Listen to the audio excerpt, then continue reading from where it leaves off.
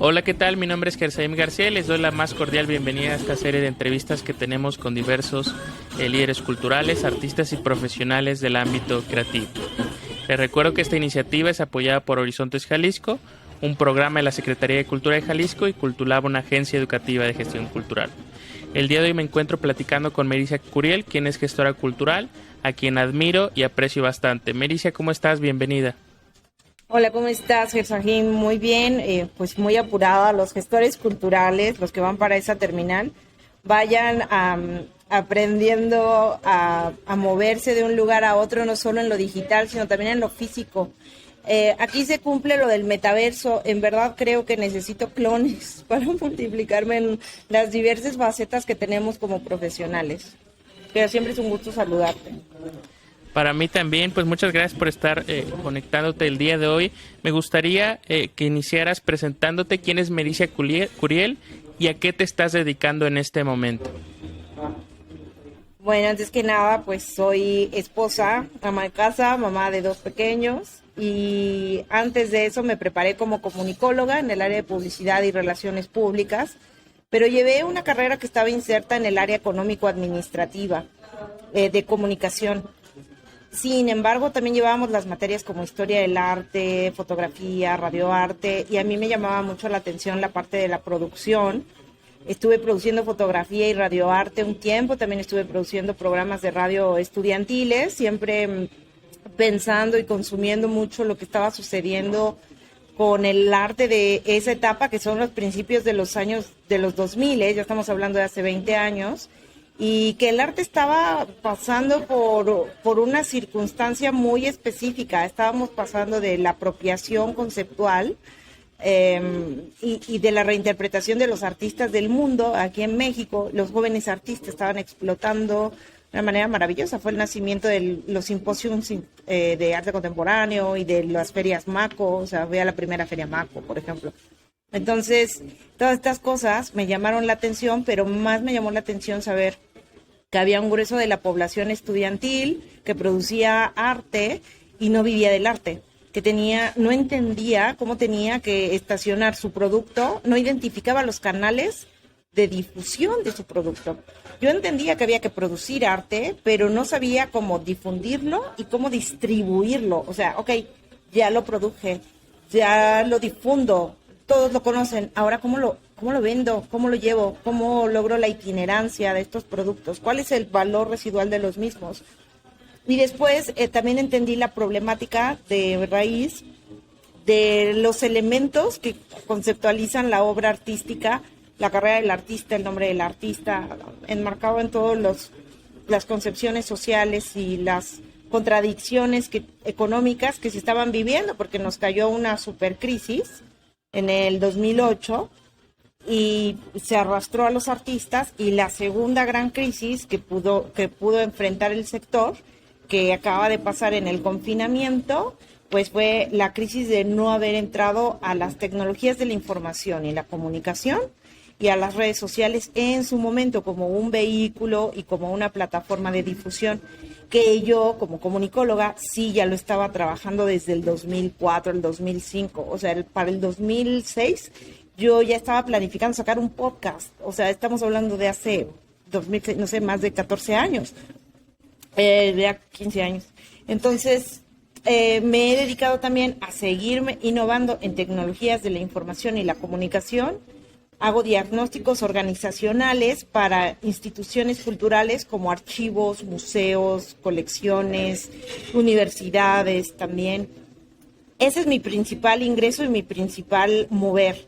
El segundo es la representación provisional de colectivos o de artistas independientes, la asesoría y la consultoría de estas organizaciones culturales y de estos artistas. Y finalmente tengo la más hermosa y la gran oportunidad, que es ser catedrática de 4 importantes universidades de México. El primero pues es el Instituto Nacional de Bellas Artes. Soy catedrática de gestión cultural. También soy catedrática en el área en el área creativa, en el Departamento de Arte, Diseño y Arquitectura en el TEC de Monterrey, en Campus Puebla. Soy profesora de Casalam desde hace casi 10 años, que me encanta. Casalam tiene también un sector de internacionalización y sobre todo que es en ILAM, que fueron los que me enseñaron a trabajar las tecnologías de la información y la comunicación hace 10 años, o sea, muy adelantados. Y trabajo para el Centro Nacional de las Artes, justo en las áreas de capacitación en tecnologías de la información y la comunicación para artistas. Nada más eso hago. Y también hago la comida y el quehacer de mi casa. Nada más. Oye, pues qué bueno que pones el foco en este tema de el ser multifacético, ¿no? En el campo del gestor cultural, pues se tiene que ser abarcar muchísimas áreas y qué bueno que nos diste este pequeño breve recorrido. Me gustaría, te platico un poquito las charlas, digamos, el día de hoy eres, me dice, con tantos años de experiencia, con muchas cuestiones en las que haces, pero me gustaría saber, pues, cómo inició todo. Si nos platicas desde ese tiempo, ¿cuál fue tu primera influencia de por qué decidir tomar el camino de la gestión cultural? Digamos, ¿por qué decidiste este camino y no otro? Si nos puedes ir platicando y sobre la marcha, pues vamos a ir que nos cuentes un poquito de cada una de los estudios que tienes. Pues primero porque soy un artista frustrado, pero soy una gestora cultural pleno. Yo quería estudiar artes, pero siempre tuve la persecución, te vas a morir de hambre, de mis papás. Yo siempre a mis alumnos, a mis estudiantes de arte, les digo cuánto les admiro por haber tomado esa decisión y cuánto admiro la entereza de sus padres que apoyaron su talento y que creen en ellos. Sin duda alguna, mis papás han creído en mí, pero yo sí tuve el terror, ¿no? No tuve la valentía que han tenido ellos para sacar una carrera artística. Es un gran reto ser artista mujer, artista latinoamericana, o sea, vamos por diversos sectores, pero no me rendí y me di cuenta que necesitaba ayudar a aquellos que sí tuvieron la valentía para poder capitalizar su trabajo. Desde ahí nació, pero supongo que, bueno, como dice el maestro Juan Hacha, la vocación empieza desde que somos niños. Yo fui una niña que no tuvo mucho acceso a la televisión o a la tecnología, solo tenía la radio, que sigue siendo mi gran amor. Y la estación que más se sintonizaba pues era la radio cultural, la radio de la universidad, y la amé. Amé la música, las exposiciones que armaban, cómo leían literatura. Viví en Tlaxcala, que es lamentable que tenga esta herencia. Tlaxcala no existe o no tiene escaleras eléctricas. No teníamos. O sea, en 1987 sí es cierto, no había nada. Pero teníamos teatro, teníamos danza, teníamos una biblioteca pública, teníamos una gran educación. Entonces, me encantó, fue Tlaxcala. Fue Tlaxcala y también pues la herencia de mis tías, abuelas, que fueron maestras educadoras en la época de Vasconcelos y que me crié con ellas. Una nació en 1907, la otra en 1914 y siempre me hablaban muy bien del sistema de educación y de los estudiantes, o sea, toda mi vida. Yo sé que mucha gente cree que pues no estudiamos nada más para ser maestros y por favor no lo hagan, no estudien una profesión únicamente para salir y buscar trabajo para enseñar. Eso sería pues un esquema Ponzi, ¿no? Ese sería un fraude piramidal de la educación. No hagan eso. Hay un texto de Luis Camitzer que habla del fraude de la educación artística. Por favor, no estudien para volverse maestros de arte o fundar su escuela de arte. Sí enseñen arte, pero que no sea esa su profesión. En mi caso, yo siento que siempre tuve la vocación para enseñar. Bueno, yo te tuve de estudiante, Gersahim, no sé qué pienses, pero ahí me encanta la academia, me encanta estar en las aulas. Me preparé para ello. Y luego, en esta vocación, tengo un abuelo que es campesino, y tengo otro abuelo que fue el nahuatlaca que trabajó con Desiderio Hernández Ochitiotzin los murales del Palacio de Tlaxcala, y tengo una bisabuela que era soprano. Entonces, pues siempre te queda, o sea, entre las que leían mucho, las educadoras, la bisabuela cantante de ópera, el bisabuelo traductor de códices. pues te queda esta sensación, ¿no? Esta vocación. Ellos definitivamente son quienes me inspiraron. Qué bueno que platiques este conjunto de influencias. En las entrevistas que hemos tenido, se parecen mucho, digamos como el conjunto de influencias que logramos obtener, y por eso tomamos esta ruta, ¿no? Fíjate que también me identifico bastante, pues lo que platicas, ¿no? Yo también quería estudiar artes, tuve muchas influencias, pero no lo hice. Me decidí un poquito por el campo de la gestión cultural, que es donde te conocí, y efectivamente valido que eres una buena maestra, entonces va recomendada. Entonces, después, justamente estudias comunicación, yo también estudié. Me gustaría que me platicaras qué encuentras por ahí. Ya nos contabas un poquito de este tipo de iniciativas como lo de la radio, o juntar el tema de la radio con las artes, pero me gustaría que encontraste ahí en el campo de la comunicación, y cómo lo ligaste a decidirte posteriormente estudiar una carrera, a dedicarte a la gestión cultural. Supongo que los estudios de la comunicación de masa y el análisis del discurso, que te llevan a la cuestión semiótica, y al análisis semiótico, a la representación, al estudio del signo, y es imprescindible que abordes el arte, las artes visuales y el concepto de lo artístico y de la experiencia estética. Entonces llevé esta preparación en historia del arte, en radioarte, en videoarte, en performance, o sea, y el consumo en específico. Yo creo que el momento de las artes visuales entre los años 2000 y 2004, que fue cuando me preparé como comunicóloga, fue muy importante, pero también creo que los años previos, creo que a finales de los 1900, ya teníamos en la televisión, en el cine, una explosión visual, una generación muy visual, después muy audiovisual, una compulsión por la representación,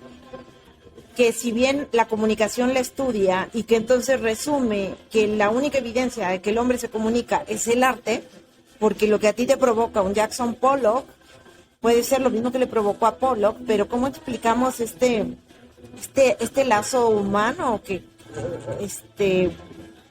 esta cosmovisión que compartimos, que no estamos en la misma generación, no estamos en el mismo tiempo, pero nos estamos entendiendo? Ahí está, es el lazo comunicativo. Y bueno, y la antropología, la sociología. Después me fui mucho al área de publicidad, y resulta que pues hay varios artistas que eran publicistas. Estamos hablando de Salvador Dalí, Andy Warhol, Duchamp, el Lautrec. Hay como un matrimonio entre publicidad y arte, que incluso, no me quiero equivocar, pero alguno de ellos dijo que todo arte es publicidad y toda publicidad es arte. Entonces, había algo ahí que siempre me estaba saltando, y que mi tesis de licenciatura termina abordando a partir del arte público de Siqueiros. Los escritos de Siqueiros, que son recabados por Raquel Tibol, y yo me empiezo a leer a Siqueiros y digo, pues esto es publicidad social, publicidad, si quieres, del Estado, de la identidad, pero si hay una representación y hay una venta de un idealismo. Y me junté con varios diseñadores que hacían cartel, y estábamos hablando de la representación del arte público, de Siqueiros. Yo me imaginaba que si Siqueiros estuviera vivo, estaría haciendo videomapping, instalaciones, o sea, sí tenía una visión muy alta. En uno de los discursos que dan los estudiantes de arte en una universidad en Sudáfrica, les pregunta, ¿cómo debería de ser el arte de los jóvenes hoy? Pues debería de ser consciente de su entorno, reaccionar, contestar, dialogar. Y como el diálogo es comunicación, es poner en común, es tener un emisor, es tener un receptor, es tener un mensaje, es tener el milagro del feedback y la retroalimentación, ahí me cayeron. Ahí fue donde dije, no puedo separar el arte de la comunicación, ni la comunicación del arte. Y después todos los análisis que hacemos para mercadotecnia, que se parece mucho a esta metodología profunda de Thompson, a la hermenéutica profunda de Thompson, fue como, es una misma cosa. Pero eso lo digo yo, o sea, eso es un postulado casi personal y seguro habrá otras personas que lo abordaron así, pero este es como lo que me sucedió a mí, esta es mi experiencia. Y qué bueno que la compartas porque, entendiendo este pilar de la comunicación, pues se pueden hacer proyectos, se puede hacer arte, se pueden hacer trabajos. Entonces, qué bueno lo que lo pongas sobre la mesa y que nos compartan esta manera de ver la comunicación en las artes, ¿no? Después de estudiar comunicación, haces una maestría. Me gustaría saber si después de estudiar comunicación te insertas de alguna manera profesionalmente en el campo de la gestión cultural o vas directamente a la maestría y me gustaría pues saber qué es lo que vives ahí. Yo creo que la gestión cultural ya la estaba viviendo desde antes, porque empecé haciendo relaciones públicas, a lo mejor sí a nivel gobierno, pero salgo, no sé, para el 2005 yo ya estaba estudiando la maestría en la Universidad de Buenos Aires en Comunicación y Cultura. Pero bueno, los tiempos de Argentina no eran los de México y no empezaban las clases y yo estaba en la facultad de filosofía, ciencias sociales, yo no recuerdo, ya fue hace muchos años. Y, y Argentina estaba en una situación muy peculiar, sin embargo yo estaba tratando de hacer pues mi primer book de fotografía, estaba el tema de lo social, la producción fotográfica, temazos, ¿no? Que me intervenían. Pero sobre todo el ver una comunidad de artistas que no sabía para dónde solicitar para completar sus estudios de beca, de maestría, cuánto costaban sus instalaciones, sus performances, de qué iban a vivir. Eso me llamó mucho más la atención. Dice Gabriela Mistral, donde hay un esfuerzo que todos esquivan, acéptalo tú. Y yo acepté el reto de, voy a ver cómo sí se puede vivir del arte. Y regresando a Buenos Aires, llegué a la ciudad de Puebla, que es como mi segunda ciudad. Me atrapó y no me deja ir, suéltame. Y en Puebla estaba la maestría en gestión del patrimonio cultural. Y ahí me di cuenta que llevaban mercadotecnia, llevaban curaduría, museografía, técnicas y materiales, llevaban administración, sociología de la cultura. Y entonces me quedé. Dije, soy de aquí. Pero cuando tuve la contradicción del patrimonio cultural versus el arte contemporáneo, tuve que irme a Estados Unidos y me fui al Pennsylvania Academy of Fine Arts a estudiar negocios para el arte. Y yo dije, ya, los gringos me van a enseñar a capitalizar y me van a decir dónde está la lana, ¿no? Y de ellos aprendí a hacer comunidad. Me da risa porque del país más capitalista que te puedes esperar, aprendí a hacer equipos, a no trabajar en solo, a trabajar por un grupo, a hacer fuerza en números y a representar una comunidad con un propósito, a construir objetivos, a responder a particularidades que podemos transformar desde nuestro conocimiento y desde la práctica artística. Y el dinero viene solo. O sea, cuando tú tienes un proyecto sólido, viable, pertinente, con una comunidad, el dinero viene por añadidura. Claro, hay que saber de presupuestos, hay que saber planificar, hay que saber estructurar, hay que saber planear varias cosas. Se aprende en la maestría también, aprendes presupuestos y planteamiento de proyectos para el sector público, privado e independiente. Pero sin comunidad, sin diálogo, sin representación, no hay proyecto. Si vienes nada más de una manera unidireccional a monologar, no hay proyecto y no hay dinero tampoco. Entonces, eso fue lo que aprendí en Estados Unidos. También llevé unos cursos de negocios y cuando llegué a Puebla quebré mi propio negocio, aprendí todavía más que en la escuela. Pero, bueno, mis enseñanzas han sido, ¿vas a perder? Sí. ¿Vas a fallar? Sí. ¿No te va a alcanzar a veces? No. Pero te levantas y lo vuelves a intentar y lo vuelves a hacer con todo el aprendizaje. Todo este tiempo ha sido aprendizaje y te juro, el día de hoy he aprendido y el día de mañana voy a aprender. Todo el tiempo.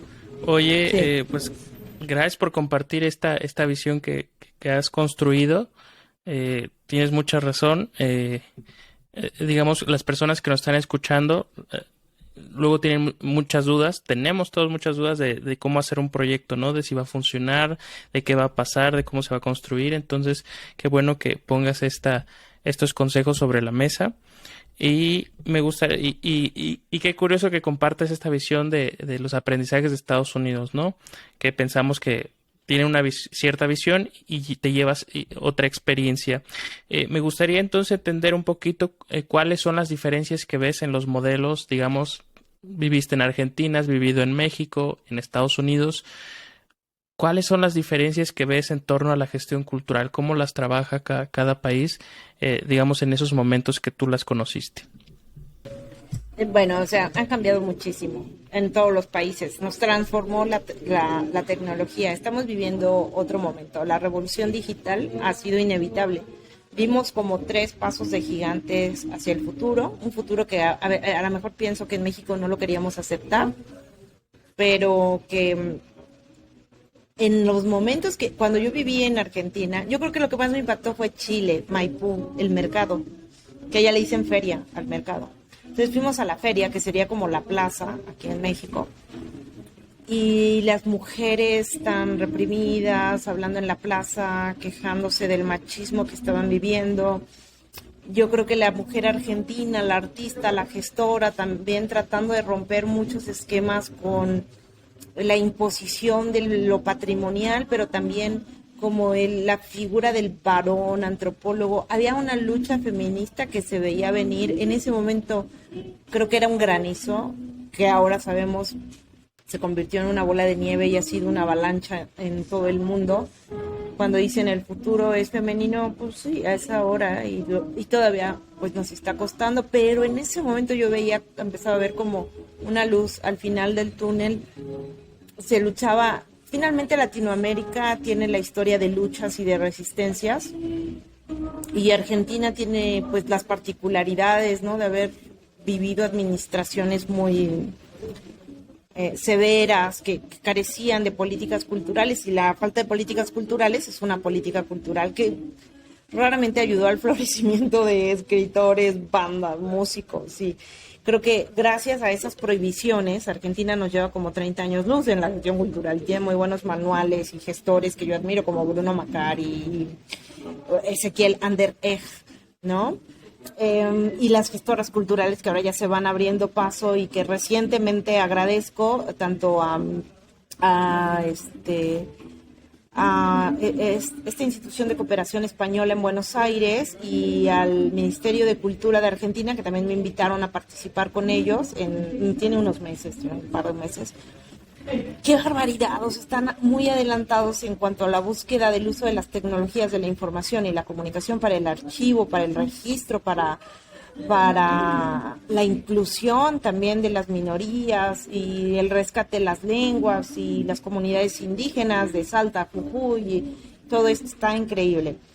Lo mismo pasa con Chile, también están mucho en el tema que en Estados Unidos, lamento decirlo en inglés, pero es que de repente el idioma anglosajón ya nos lleva cierta ventaja aquí a la lengua de Cervantes, y bueno, indigenous people y los lenguajes nativos empieza a ser el tópico más importante, pero ahí va desde Canadá, y Canadá también tuvo sus comunidades indígenas, así, o sea, estamos hablando desde el norte del continente hasta el sur. Creo que es el tema que está en la agenda, las comunidades nativas, las culturas madre y nuestras lenguas. Entonces, pues eso es lo que encuentro. Y bueno, en Estados Unidos sí, o sea, había un boom de rescatar a las juventudes de las drogas, las adicciones, a las amas de casa del enfrascamiento, de la depresión.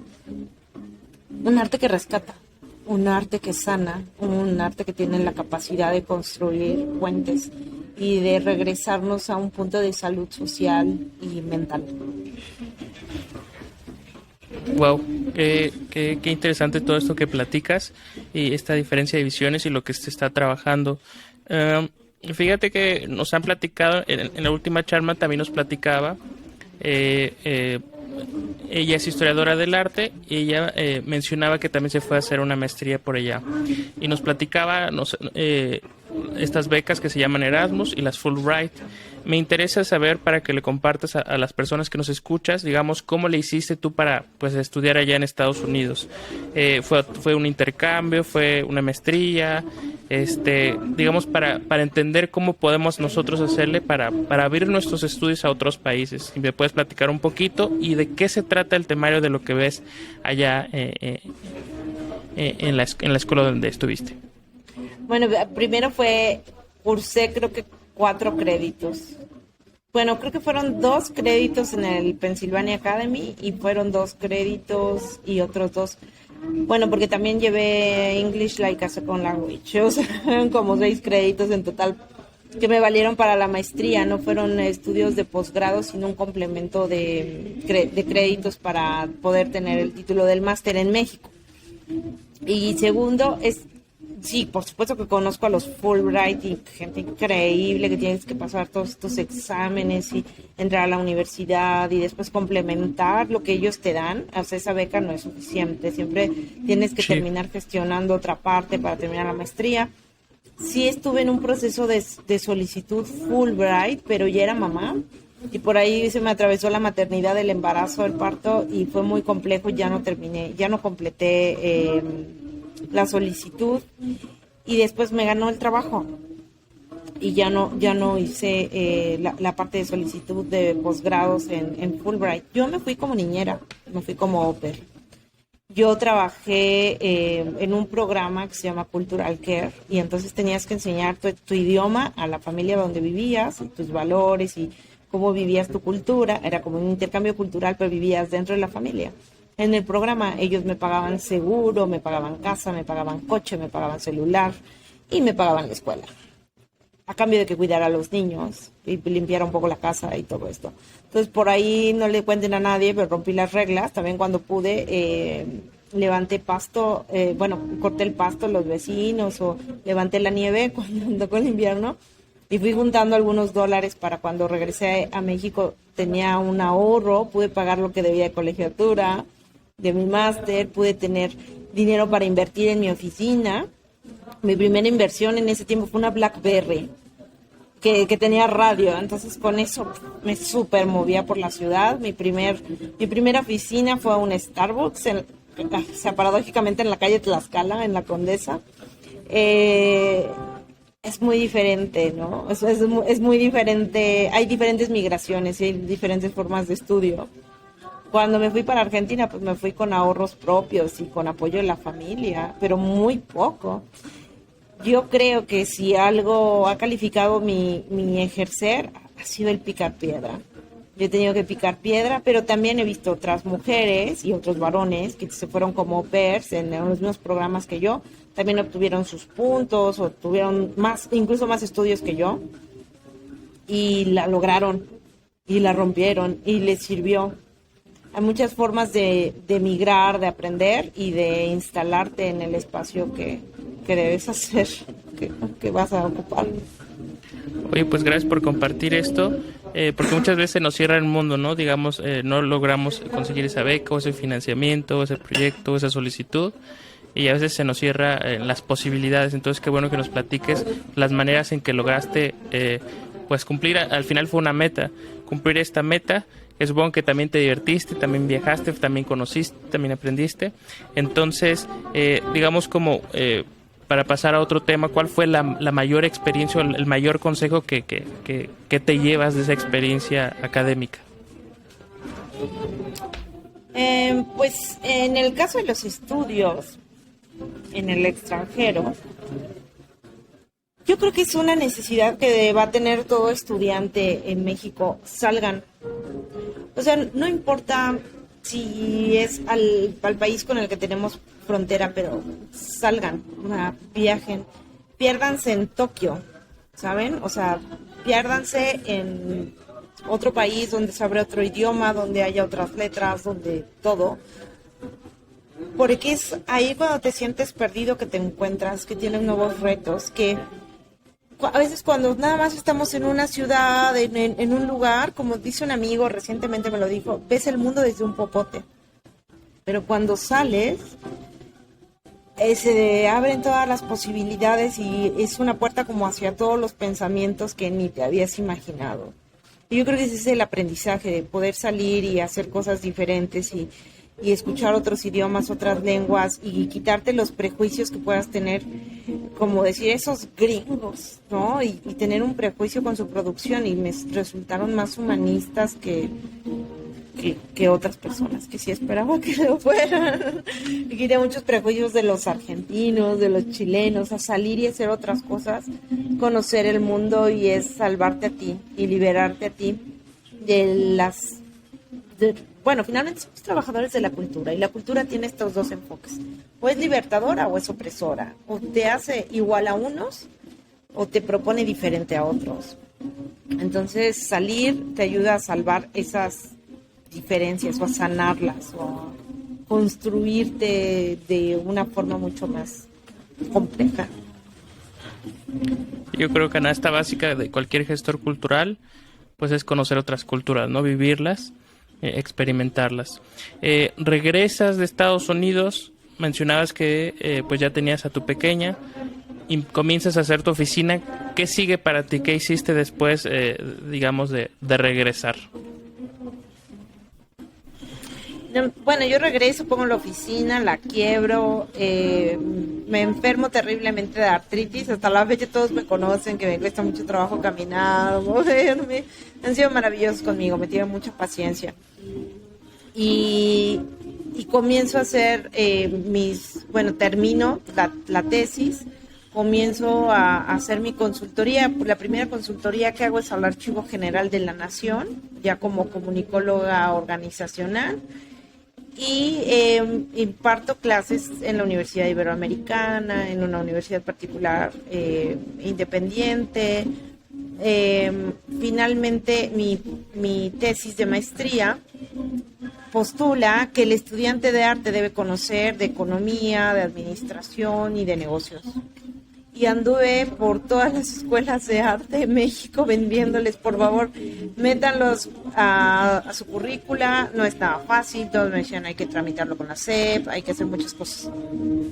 Así que la UNAM, San Carlos, me abre los brazos y me dice, maravillosa la maestra Rosa Márquez, que era la encargada de educación continua: hay que hacerle un diplomado de titulación para los estudiantes de San Carlos, para los estudiantes de la UNAM. Y entonces llegan estos magníficos estudiantes súper creativos, con todo el miedo del mundo, así de: no sé marketing, no sé publicidad, no sé administración, ¿qué es un proyecto? ¿Cómo se come? Porque vienen de practicar técnicas y materiales, y es: a ver, regrésate a leer. Y no es fácil, o sea, lee a Maslow y lee, o sea, Stanton, y lee a Kotler, y es como un choque. Pero creo que el mejor trabajo que se pudo hacer ahí en la academia es el equipo de profesores que estaban alrededor de los estudiantes, que eran expertos cada uno en su área. No eran maestros, o sea, eran personas que hacían lo que iban a enseñar. Cada uno de ellos, el que enseñó procuración de fondos, procuraba fondos. El que enseñaba legislación, Beto Bremerman, ejercía como abogado de derechos de autor para artistas muy importantes. Ejerce hasta la fecha. Y así cada uno de ellos, pues se logró hacer un Dream Team, un equipo de ensueño de profesionales, como una gran oficina de representación. Y de esos diplomados, que al final me parece que fueron 8 emisiones de diplomados, o 12, recuerdo, entre 12 y 14 de diplomados. En un semestre se abría gerencia y administración para proyectos de arte, y en otro se abría gestión cultural. Y la mayoría de los chicos terminaban o con un proyecto a punto de hacerse, o muchos de ellos lo hicieron. Sí, se convirtieron en fanzines, en libros, en exhibiciones, en discos. Ay, ¿qué más se produjo? Bueno, por ahí hubo una exposición de una alumna antropóloga submarina, o sea, sobre la nao de Manila. O sea, unas cosas increíbles. También Sol Zamora produjo el Día Internacional del Arte, 3 emisiones con cooperación de la UNESCO. O sea, no, unos proyectazos. Y yo sí les debo decir, dependía mucho del estudiante. Y luego estaba pues toda esta asesoría complementaria, integral de los maestros. Y la UNAM, San Carlos, pues fue mi casa, yo hasta la fecha Goya, por eso. Pero bueno, se termina ese periodo, se mueve San Carlos a Xochimilco, nosotros decimos adiós, porque ya era suficiente ir Puebla a México, a moverme hasta Xochimilco, y empiezo a trabajar con la UTLAP Jenkins Graduate School, con el Tecnológico Monterrey, donde también coopero para el Museo Urbano Interactivo, y pues actualmente tengo medio año que trabajo en el Instituto Nacional de Bellas Artes, en la Escuela Nacional de Danza, en ese mismo circuito. Y después de asesorar el AGN, pues vinieron universidades, bibliotecas, otros archivos, e incluso, bueno, proyectos de República Dominicana, de Argentina, del norte del país. En pleno confinamiento me fui a hacer un diagnóstico a Quintana Roo, etcétera, etcétera, etcétera, a Mérida. Entonces, eso es lo que muevo desde entonces. Qué bueno que desde ahí no ha parado el trabajo, y qué curioso que me platiques esto de la UNAM. Pues así es la manera en que nos conocimos, a través del diplomado. Yo estudiaba comunicación y tenía interés en la gestión cultural, no sabía qué era en ese momento, y justamente fue de titulación, ¿no? Estuve con el maestro Edwin Trujeque y Oscar Isidro, grandes profesores. Entonces, pues qué padre que lo comentes, ¿no? Que esta iniciativa que tuviste, que alguien te abrió las puertas, y de ese momento pues también yo con mis otros colegas que estuvimos en esa generación, pues también hicimos cosas. Me gustó eso mucho, y sí recuerdo que siempre que llegabas pues nos decías que venías de Puebla, entonces eran los fines de semana donde nos impartías la clase. Entonces, qué padre que bueno, de ahí migraste a todas estas instituciones. Fíjate que tenemos una dinámica de preguntas. El anterior entrevistado te lanzó una pregunta, y tú de la misma manera me gustaría que le lanzaras una pregunta al siguiente entrevistado, ¿no? La persona que te lanza una pregunta se llama Ulrike Figueroa. Ella también estudió Administración del Arte e Historia del Arte, y ella te dice, bueno, en el campo de la gestión cultural, cómo brindas posibilidades para que se hagan nuevas iniciativas, ¿no? Entonces, creo que te la pregunto en este momento porque me gustaría ligarla a todo tu trabajo que estás haciendo en la academia. Si pudieras ahondar más, qué es lo que estás haciendo con estas instituciones y cómo respondes esta pregunta.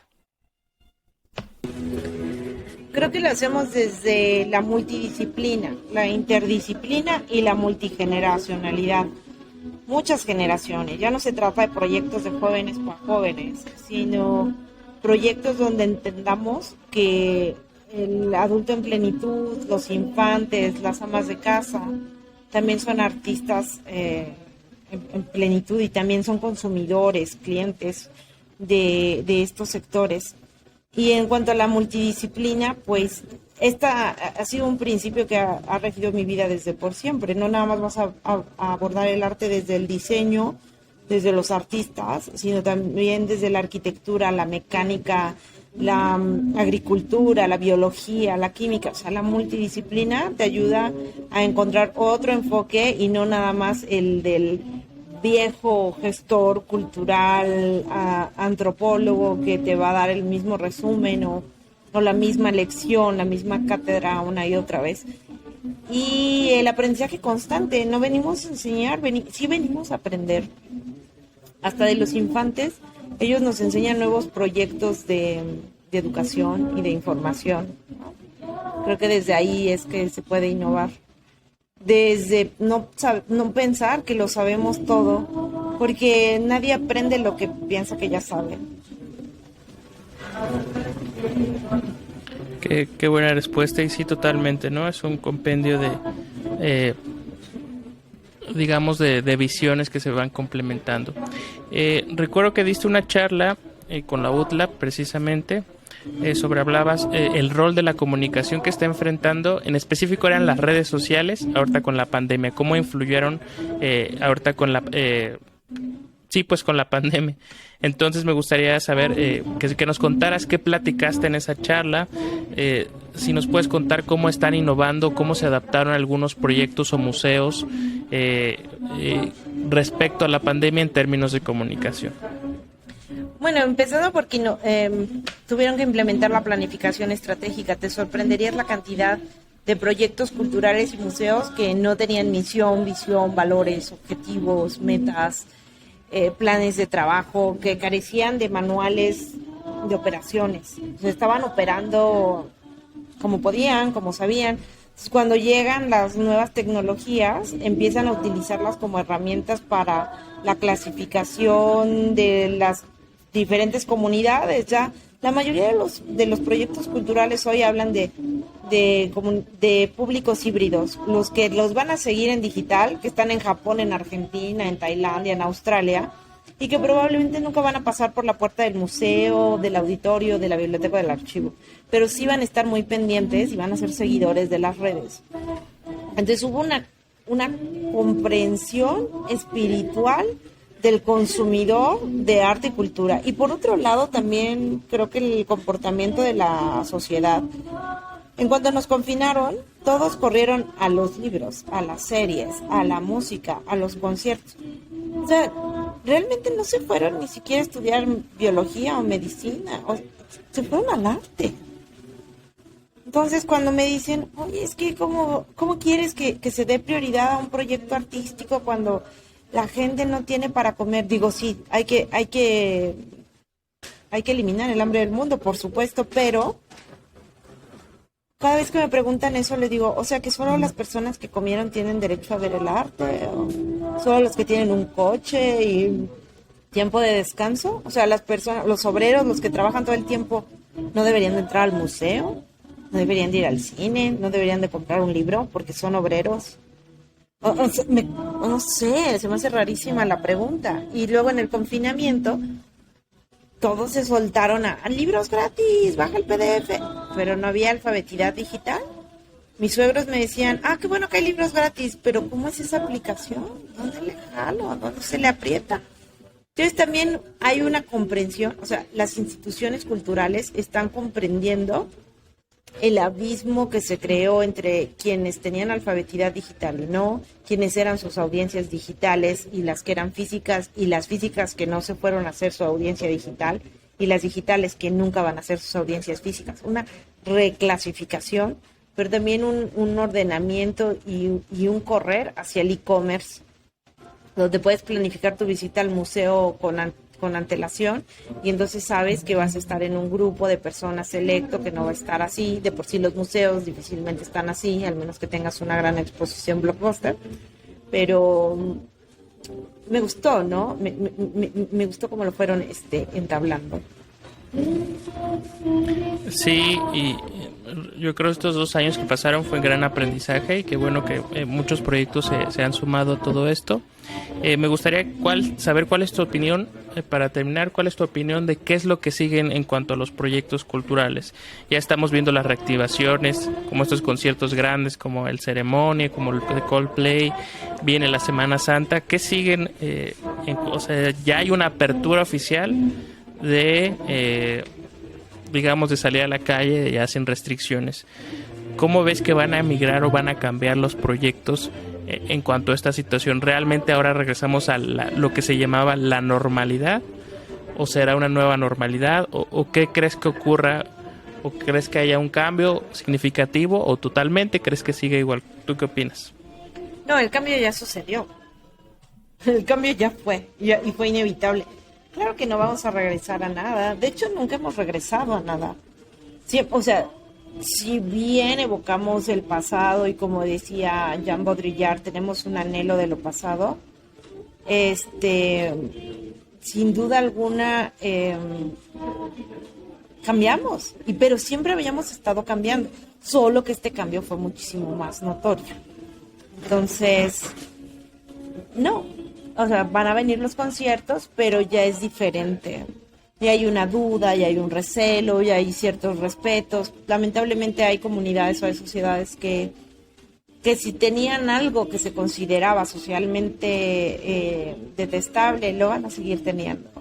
O sea, habrá quien no reflexionó, quien no observó el mundo de manera distinta, y habemos los que reflexionamos mucho sobre la posibilidad de ser tan susceptibles, tan vulnerables, y sobre todo tan efímeros que, bueno, en mi caso me llevó a valorar muchísimo más el arte y los productos y los servicios de las artes. Como dices, ya hubo estos conciertos, y se van a seguir llenando y más, ya lo vimos y lo estoy viendo en los pequeños proyectos donde trabajo. Los museos antes de la pandemia tenían, no sé, les voy a dar el dato de uno, 7,000 visitantes al año.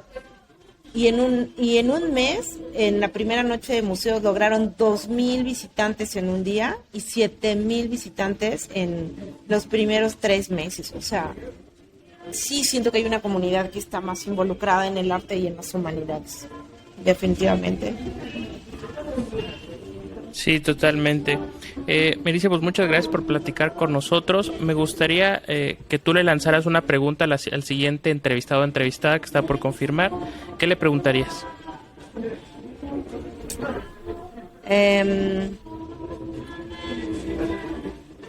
Justo lo que me preguntan a mí siempre, ¿la comida o el arte? Si una comunidad es pobre, ¿de qué va el proyecto? ¿De comida o de arte? Muy buena pregunta. Las personas, pues síganos en nuestro siguiente episodio para conocer un poquito de la respuesta. Melissa, muchas gracias por platicar con nosotros el día de hoy. ¿Algún último consejo, mensaje, saludo que quieras enviar? Ay, no, bueno, a ti, querido, te abrazo fuertemente y a todos los estudiantes de arte que han estado en las aulas conmigo. A todos y cada uno les tengo un aprecio, un valor. De todo lo que te he comentado, creo que el valor afectivo y los puentes afectivos que vamos desarrollando con nuestro trabajo son los más importantes. Muchas gracias y muchas gracias a todas las personas que nos escucharon.